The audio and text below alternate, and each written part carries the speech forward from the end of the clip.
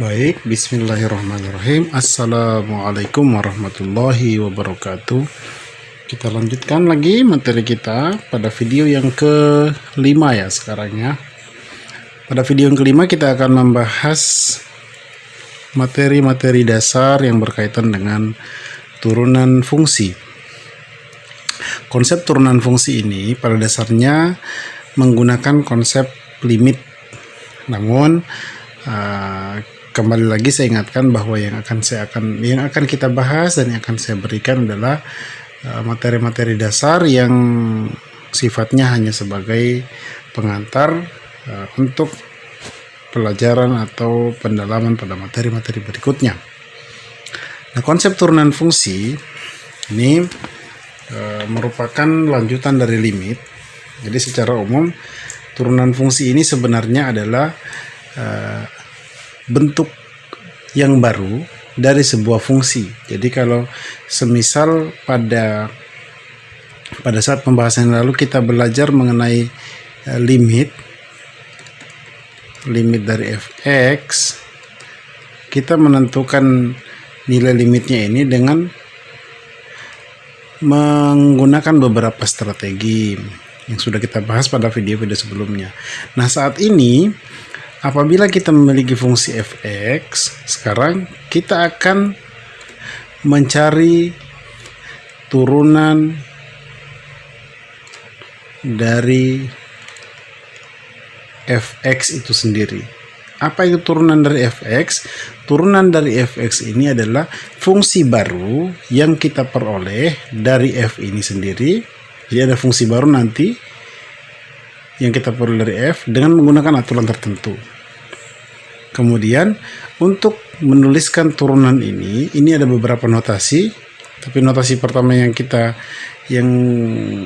akan gunakan adalah dinotasikan f aksen x. Jadi pada materi mengenai turunan, ketika Anda melihat f aksen, itu berarti turunan pertama dari fx.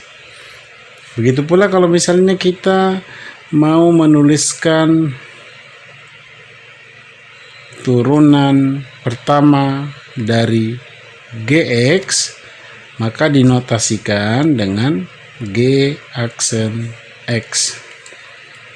Apakah turunan ini bisa berkali-kali? Bisa diturunkan. Jadi bayangkan sajalah ini dari fungsi f ya, dari fungsi f, fungsi awal fx diturunkan menjadi f aksen x, diturunkan lagi, kalau diturunkan lagi ya, menjadi f double aksen x, turunkan lagi menjadi f triple aksen, dan seterusnya.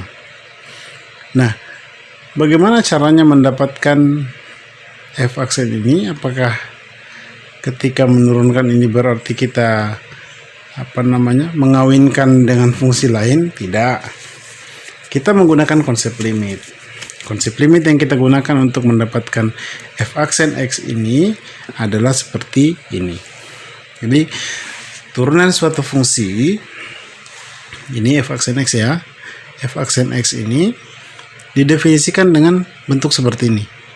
Limit dari delta x, limit dari fx plus delta x min fx dibagi dengan delta x mendekati 0, atau bentuknya yang paling umum digunakan adalah seperti ini. Limit dari fx plus h dikurang fx dibagi dengan h ketika ini h ya, ini h menuju 0.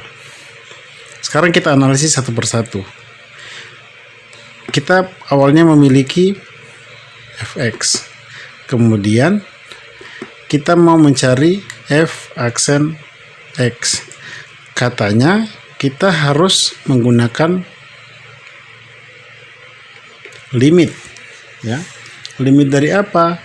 F x plus h. Apa maksudnya fx plus h? Fx plus h ini sama ketika kita mau mencari f0. Artinya bahwa semua yang tadinya x di dalam fungsi ini ya, kita tukar menjadi 0.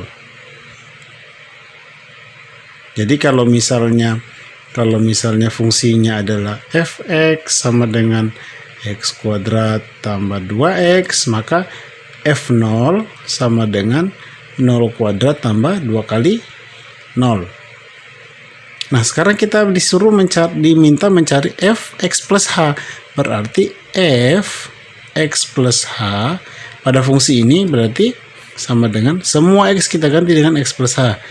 X kuadrat berubah menjadi x plus h kuadrat, gitu ya. 2x berarti tambah 2 kali x plus h. Seperti itu kira-kira bentuknya. Jadi limit fx plus h dikurang fx dibagi dengan h adalah penjabaran dari f menjadi seperti ini. Kalau bentuknya adalah x kuadrat tambah 2x. Jadi menyesuaikan ya dengan fungsinya ya. Oke, definisi umum dari turunan fungsi seperti ini. Contohnya seperti apa ya? Mari kita lihat salah satu contoh berikut ini. Kita lihat satu contoh. Misalnya kita akan menyelesaikan turunan, kita disuruh mencari tentukan,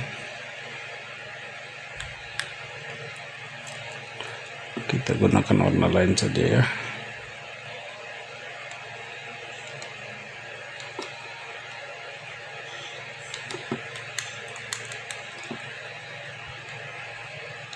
Ya.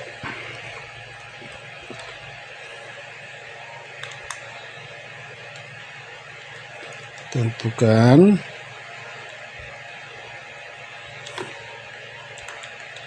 f aksen x jika diketahui fx sama dengan mau berapa, misalnya yang gampang-gampang saja ya, 2x. Nah, karena definisinya seperti ini tadi, kita tulis ya, f aksen x itu sama dengan limit dari fx plus h kurang fx dibagi dengan h menuju 0, maka fx plus h kita lihat dulu. Sekarang kita taruh di sini ya. Kita buatkan kotak. Ya, f x plus h berarti sama dengan 2 kali x plus h. Tadinya kan 2x tuh. X-nya kita ganti dengan x plus h. Berarti sama dengan 2 kali x plus h kan? Berarti 2x plus 2h. Begitu kan? Nah, sekarang ini kita substitusi ke sini. Fx ini berarti tetap kayak gini ya. Limit dari fx plus h adalah 2x plus 2h. 2x plus 2h dikurang fx. Fx sendiri adalah 2x. 2x dibagi dengan h menuju 0. Pertanyaannya sekarang, kalau kita gunakan strategi substitusi langsung, maka dia akan menjadi seperti ini. Kalau di sini h, berarti yang kita ganti itu adalah semua variabel h ya, jangan jangan x yang diganti. Kalau di sini x, ya x yang kita ganti. Kalau h berarti h yang kita ganti. Artinya di sini ketika h mendekati 0, berarti kita akan bekerja seperti ini. Kalau kita substitusi langsung ya. Kalau kita substitusi langsung, misal ini, maka ini akan kita tukar ke sini dan kita tukar ke sini. Apa yang terjadi? Akan terjadi 2x, hanya kan 0, berarti ini jadi 0 ya. Kurang tambah 0 kurang 2x dibagi dengan 0. Ini 0, 0. Ini 2x kurang 2x, ini jadi 0. Kita peroleh bentuk 0 per 0, dan ini adalah bentuk tidak tentu. Berarti cara substitusi ini keliru. Oleh karena itu kita gunakan cara yang lain, yaitu dengan melakukan manipulasi aljabar terhadap fungsi ini, sehingga ini kita ubah menjadi bentuk lain. Bentuk lainnya seperti apa? Ya kita operasikan saja ini.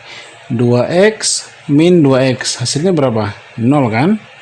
Sehingga yang atas ini menjadi 0, atau kita tinggal menuliskan 2h per h, h menuju 0. Sekarang kalau kita substitusi langsung, bagaimana hasilnya? Kita substitusi langsung h ini ke sini, ya, ini ke sini. Hasilnya nanti 2 kali 0 bagi 0. Ini masih 0 per 0. Bentuk tidak tentu, belum boleh. Maka ini kita selesaikan lagi. 2h per h, ini ternyata bisa dicoret. Coret. Hasilnya adalah limit dari 2 kali 1 bagi 1 adalah 2h menuju 0. Bukankah ini menjadi bentuk yang nomor 1, ya kan? Yang hasilnya adalah 2. Sehingga kesimpulan kita adalah f aksen, ketika fx nya sama dengan 2x, maka f aksen x itu sama dengan 2. Jadi turunan dari fungsi fx sama dengan 2x terhadap x adalah 2. Jadi perlu dicatat bahwa turunan dari sebuah fungsi x, ya, itu kita harus menyertakan turunannya terhadap apa. Jadi kalau di sini 2x diturunkan terhadap x, maka hasilnya adalah 2. Nanti kita akan lihat juga bagaimana jika 2x ini kita turunkan terhadap bukan x, apa yang akan terjadi.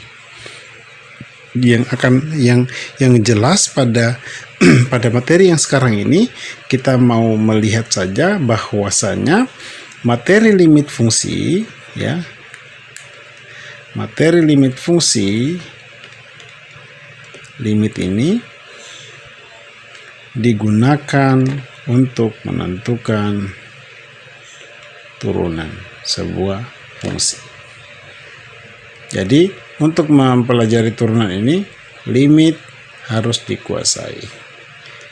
Nanti akan ada satu soal yang berkaitan dengan limit fungsi untuk menentukan turunan dari sebuah fungsi. Oke, ini video yang pertama di materi turunan fungsi. Berikutnya kita akan lihat lagi beberapa strategi untuk menentukan turunan fungsi tanpa menggunakan limit. Jadi ini hanya memperlihatkan kepada kalian bahwa limit itu digunakan untuk menentukan turunan sebuah fungsi. Dan nanti kita akan buktikan juga bahwa tanpa menggunakan limit, kita bisa menentukan turunan dari fx sama dengan 2x ini, dan hasilnya juga sama dengan 2. Bagaimana caranya? Mari kita akan bahas pada video kedua pada materi turunan fungsi. Demikian, assalamualaikum warahmatullahi wabarakatuh.